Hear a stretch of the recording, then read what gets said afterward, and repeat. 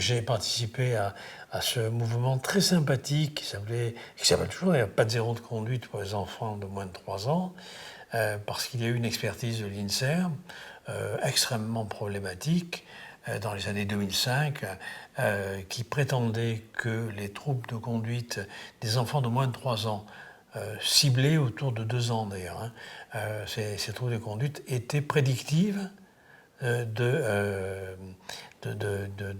comportements de délinquance à l'adolescence. Donc on allait dépister les délinquants dans les crèches et les écoles maternelles à moins de 3 ans. Ça venait d'un psychologue canadien qui recyclait un peu la marchandise qu'il ne pouvait plus vendre à Montréal et à Québec. Il s'appelait Tremblay, Richard Tremblay. Il vendait ça en France et il avait trouvé les différentes voies pour inquiéter suffisamment les pouvoirs publics, dont Sarkozy et son ami Alain Boer, un criminologue, pour alerter sur le fait qu'il fallait très tôt dépister la violence des tout jeunes enfants parce qu'elle était pathognomonique, symptomatique d'une évolution vers la délinquance après. Donc ça s'appelait La violence de l'agneau, et c'était un film où on voyait des enfants de classe maternelle et même en dessous en train de se taper dessus à la récréation, et une très grande pensée scientifique de M. Tremblay.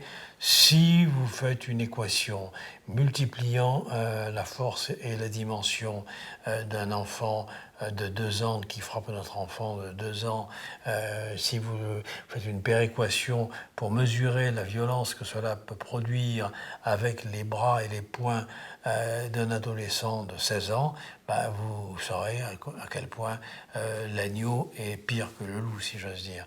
Voilà, donc c'est vraiment une pensée un peu code, il faut bien le dire, mais elle a été suffisante puisqu'elle passait par le vecteur de la mesure pour convaincre de son efficacité.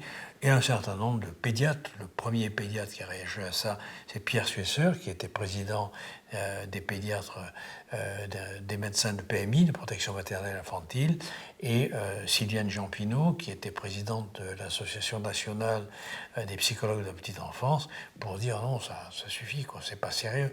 On ne va pas commencer à stigmatiser les enfants de moins de 3 ans et considérer que, en gros, il faut déjà les traiter en futurs délinquants. Il y a quelque chose de complètement fou.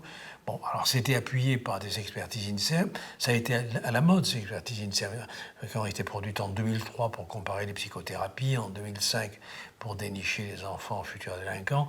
En gros, c'était des instruments idéologiques de propagande visant à démolir l'éducation thérapeutique, la psychanalyse et la psychologie au profit des méthodes TCC de rééducation comportementale. Ça a d'ailleurs marché. Scientifiquement parlant, ça ne vaut pas grand-chose, mais idéologiquement parlant, c'est une rhétorique de propagande qui a porté en partie au moins ses fruits. Sauf qu'à l'époque, en 2005, il y a eu 200 000 signataires, les parents, les psychologues, les médecins, les pédiatres, les travailleurs sociaux, les infirmiers, les journalistes et autres, qui ont dit non, stop, ça suffit. Surtout que Sarkozy s'était emparé de ça pour aller déclarer dans le journal des dernières nouvelles d'Alsace, que sa loi sécuritaire allait s'appuyer sur l'expertise INSERM pour être promulguée. Donc, vous voyez, il y avait une alliance, une affinité élective entre la politique sécuritaire de Sarkozy et le scientisme un peu primitif de ces expertises de l'INSERM. Voilà. Donc j'ai beaucoup aimé ce milieu parce que justement ce souci de l'enfance, il le témoignait aussi, à contrario d'autres psychanalystes, il le témoignait dans le rapport humain.